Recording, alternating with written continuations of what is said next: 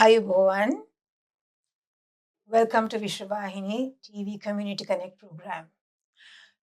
Today, our guest is a person who has had a very interesting career and has worked with the community and has contributed a lot to the community.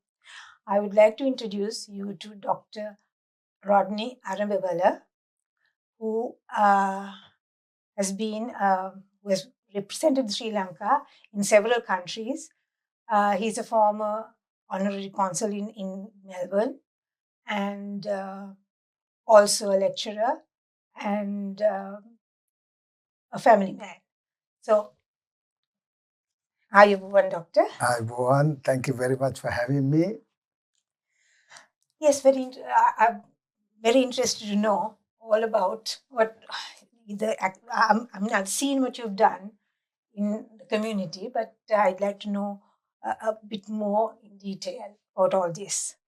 Now, as I understand, you represented Sri Lanka in several different countries, from Sri Lanka to UK, and from UK to Italy. That's right. From Italy to UAE, to the Middle East. In the Middle and East, then yes. To Australia. Absolutely. Now, tell me, what took you to all these places?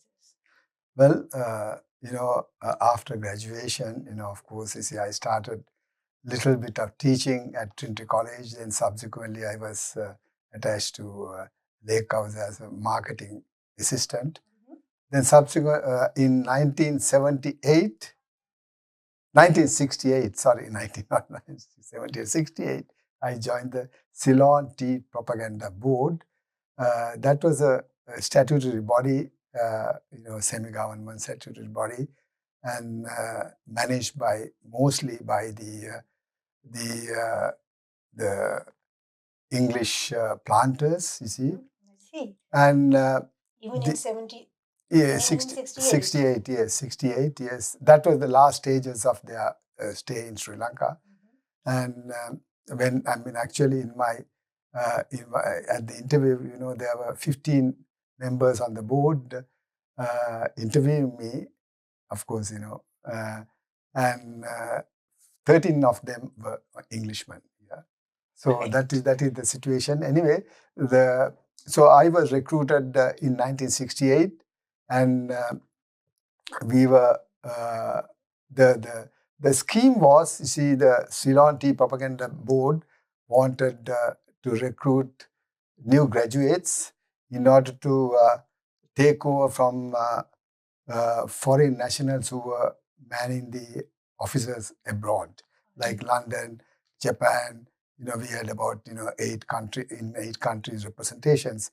So that was the idea when they recruited 3 of us, and we were trained in Sri Lanka for 1 year in the tea estates, the brokering firms, the research firms, so basically before we were posted out, actually I went to London, posted out, we knew what the product was, good understanding of the industry. I was in London for 3 years, and of course working in different places. We had 60 centers, in London, and my main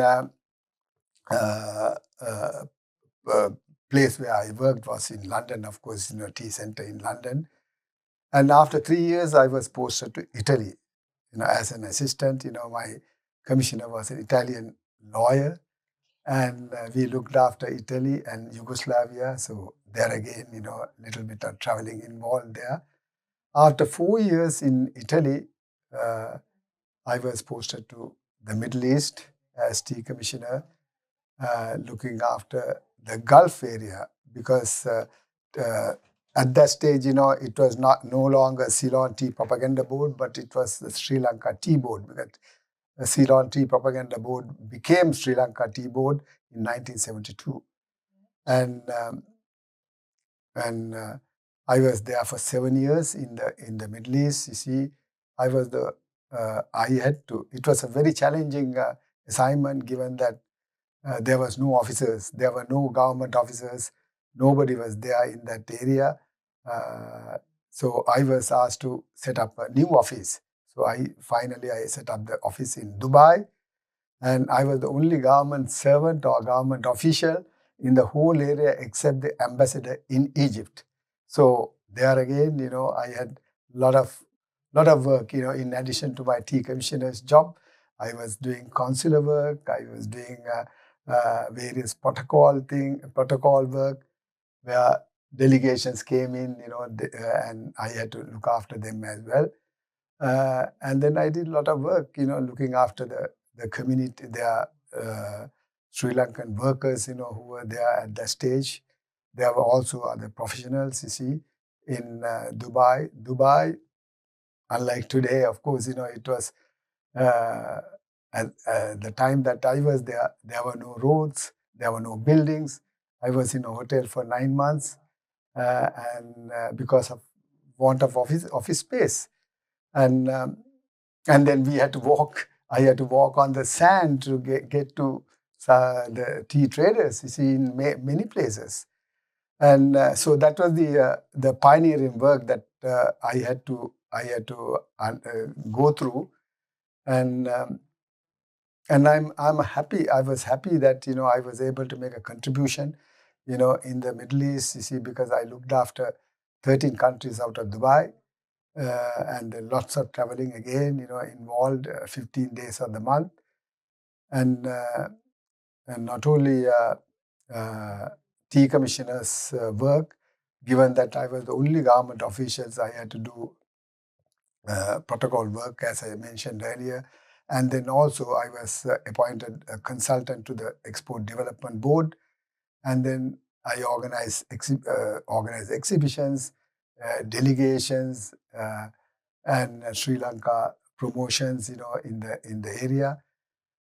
So it was a very satisfying period that I had in Dubai. Mm-hmm.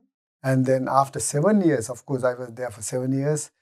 Then I was posted to Australia. I came to Australia in 1982, and then remained here for 7 years before I was again got a transfer out.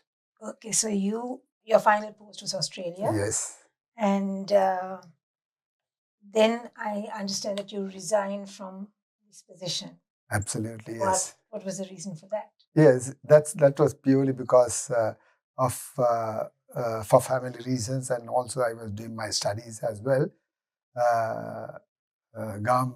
Sri Lanka Tea Board didn't give me any leave as such, so there was no other alternative but to resign.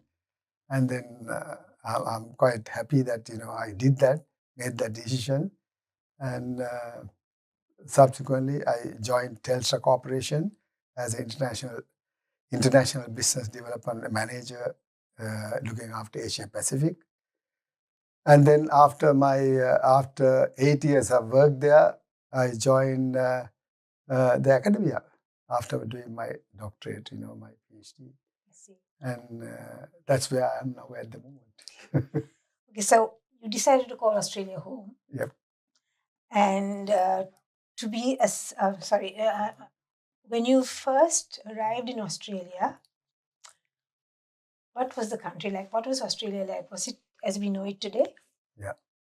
Yeah. Well, Australia, of course, it was a nice country. When I came in, I more or less, in normal parlance, fell in love with the country, because unlike UK, where I lived for 3 years, and Italy was a good country to live. But Australia, I felt homely, more or less. I never wanted to live overseas at all. But when I came to Australia, I felt that this was a nice country to live in. At that stage, of course, we had very few Sri Lankans, of course, around 40,000, 50,000. Now, of course, I believe it's more than 100, 150,000. And it was quite nice. You see, so I would say, it's different from now, but Quieter, yeah, but it was quite a nice place to raise a family, and then that's why we decided to stay on. Now, another question arises here at this point. Now, Dilma Yep. is the one Sri Lankan branded tea Yep. that has been established in the Australian market, That's true. right? Yeah. Can you tell me what your contribution to that has been? Yeah. Actually, it's a very, I mean, as I mentioned right at the beginning, my career has been very challenging career and active as well. Now, when I was posted to Australia, I did a lot of market research, being a marketing person, of course. See, and I found that compared to 1970s, when Sri Lanka had 70% of the market share, you see, when I came in 1982, it has gone down to 8% of the market share. 8%. So basically, we were going to be chased out of the market, you see, as far as tea was concerned. Because there were two reasons. One was Sri Lanka continued to use the method of sending tea in bulk form. And then the packers here, they put into their own blends, own brands, and then market. So we never had any identity as a Sri Lankan tea or Sri Lankan brand. Secondly, of course, you see the growth of tea bags. You see, we never had, Sri Lanka never had tea bags earlier. But of course, you see, in 1980s, of course, the Sri Lankan trade, they bought a lot of machinery and then started growing tea that was suitable for tea bags.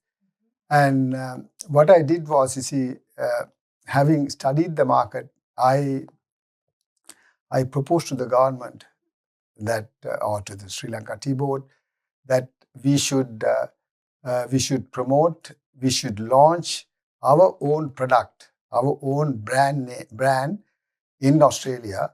It was at that stage, Dilma never came to the picture at all. But this was a project proposal that I made to the government, that we should launch our own packeted tea brand, and then I suggested various how it should be done, etc.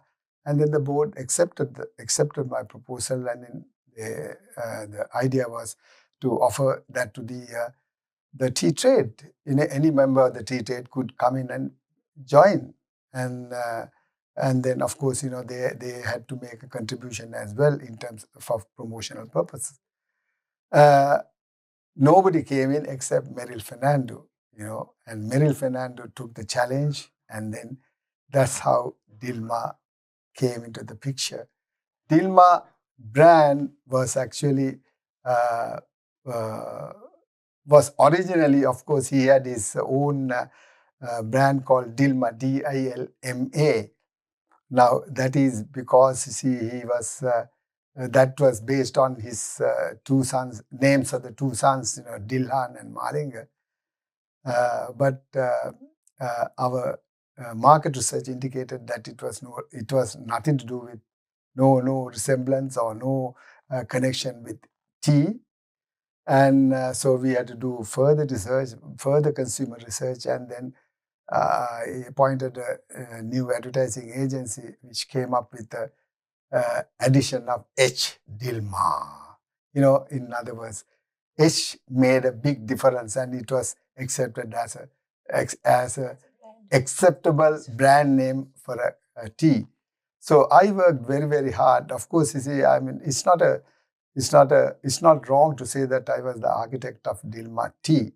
Of course, you see, the ownership was, as a brand, you mean? Yeah, the brand, because it came out of my project proposal, and then also the work that I did, in terms of promoting the brand at the initial stages. So Merrill Fernando was very active in promoting the brand, his own company's brand, and that's how Dilma came into the market. So, And we had lots of problems, given that there was a lot of competition from big brands like Lipton's, Bushells, Lunchus. But still, we survived. So, it won't be wrong if I say that Australia was a stepping stone for Dilma tea to the world. Absolutely. Dilma began here. Dilma began here. And now it has become a global brand. And I'm quite happy the contribution that I made. Rodney, you were appointed the honorary cons as the honorary consul for Sri Lanka in 1987, I think you said. And for many years you held that position, that post. What was that experience like? Yeah, yeah. Yes, I was appointed honorary consul in 1987. Of course, my nomination was 3 years prior to that, quite honestly, because Dennis Pereira, who was the High Commissioner, nominated me in 1985. But I never wanted to accept the position. This is the truth, because I thought I'll be get perhaps get involved in political, to politics, because I never wanted to play politics as such. I was quite happy being the tea commissioner. But after 3 years actually, when Vikrama Veerasurya was the High Commissioner, he came and said that I should accept the position, and then that's how I became honorary consul in 1987. Till then, my friends in the foreign ministry had to, close the file and keep the file in a separate box. You see, so I became honorary consul in 1987. And held that position for 22 years. Yes, 22 and then years. I resigned from that position for other reasons, of course. Personal reasons. Now, one of the most important tasks of the honorary consul would have been to organize and hold the Independence Day celebrations. Can you tell me how you set about organizing? Because as I understand, you didn't have staff. Yeah. It was a purely voluntary position. How did you achieve this mammoth task of organizing this very special event for? Yeah, it's a very good question, because as honorary consul, it is honorary. I mean, I had no resources except my salary as tea commissioner. And so what I did was, you see, I studied the capacity, of our own community. Our community was actually intelligent professionals, and then I thought I must mobilize the resources of our community to help me. And I sought their assistance, and then I invited, there were about 170 associations at that stage. So I wrote to all of them and then said, look, I'm here all alone, and I would like your help. I like your support. And of course, a lot of people came as individuals to support me, not as associations as such. And then it started as a think tank, subsequently became the Committee for Sri Lanka, where the community group, the Sinhalese, the Tamils, the Muslims, and the Burghers, they all came together to support me.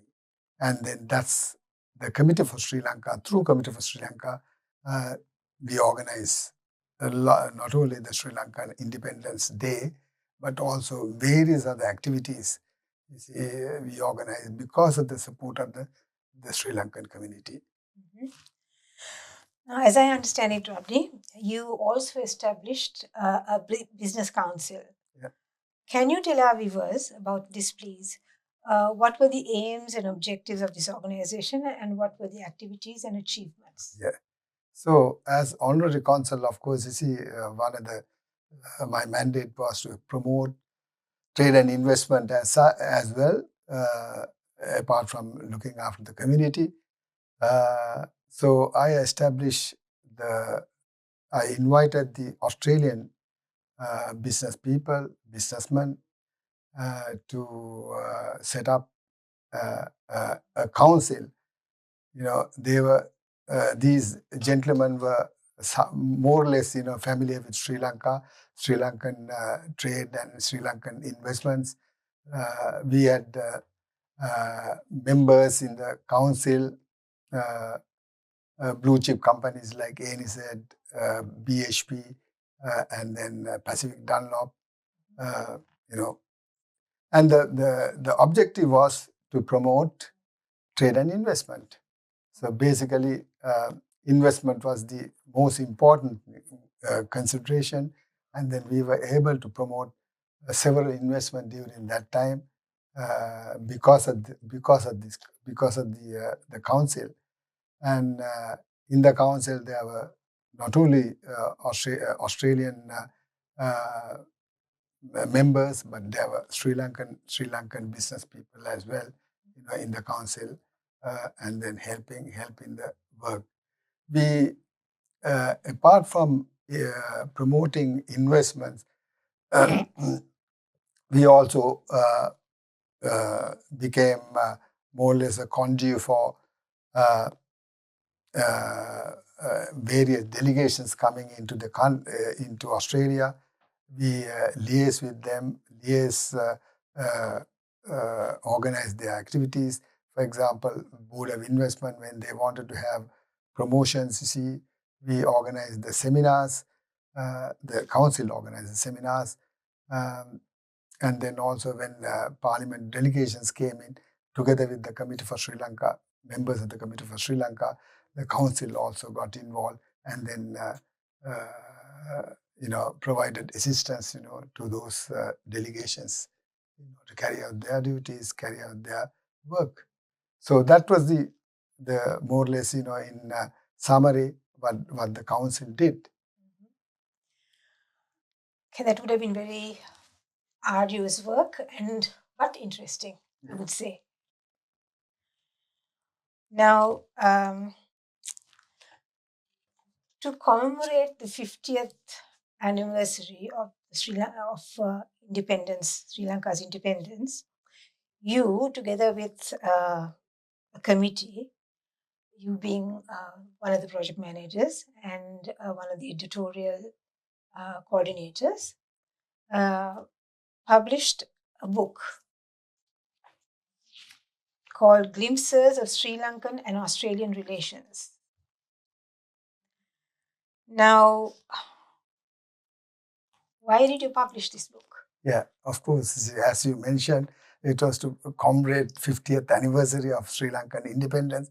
We thought, the committee, we thought that it was a good occasion, big occasion, that as a community we should celebrate. And I came up with the idea that we should publish a book, commemoration volume, and that was the idea. And then this was all funded by the community, because we had to raise funds through a raffle, and that's how the book came out. And how much did you raise? Well, we raised $20,000, and then we spent $20,000 in publishing the book. See, so it was, again, I must thank the community for all the support that the community gave me at that stage, to come up with this book. And then it was sold all over the world, I mean, a famous place, where you could buy anything. Yes, as I can see, it is not just a souvenir for the 50th anniversary, but it has a lot of information about Sri Lanka, about the trade. I mean, different aspects, different areas, yeah, that's true, like education and how it happens here in Australia with teaching Sinhala, and as right. well as the trade and relations, investment, everything. Yeah. Everything that pertains to Sri Lanka. Absolutely. The contributions came from the committee members, various academics, business people, all. It's a collection of articles by the committee as well as the other writers. So again, it's a community project, So that's what I want to emphasize.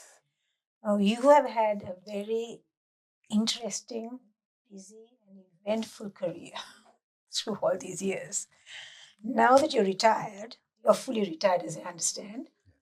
Now that you're retired, how do you occupy yourself? What do you do to keep yourself active? And also, do you miss the interaction you used to have with the community? Yes, I do. Of course, I was very much involved with the community, as tea commissioner and then the honorary consul. But time comes when you have to distance yourself, because of your family other commitments like the family. And then I'm still doing some work for the university, as a part-timer, and then mentoring graduate students, doctoral students, examining various doctoral theses, and then also reviewing journal articles from various magazines. So various journals, in the world. In my area, is student satisfaction, and so I've been kept busy. Quite honestly, there is a saying that when you retire again. Quite honestly, that's the game that I'm in now at the moment. Getting tired, of the work that I have at the moment. Rodney, thank you very much for the interesting chat that we have had and for being our guest on Vishvavahini TV Community Connect program and sharing your experiences with our viewers. All the best to you, sir. Thank you very, very much for having me. And then also, I hope that, I was able to articulate, what went through and then what I have done, in order to help the community, help Sri Lanka. And I'm quite happy. I'm very, very happy that I have made that contribution, as according to my abilities. Thank you. Vishvavahini.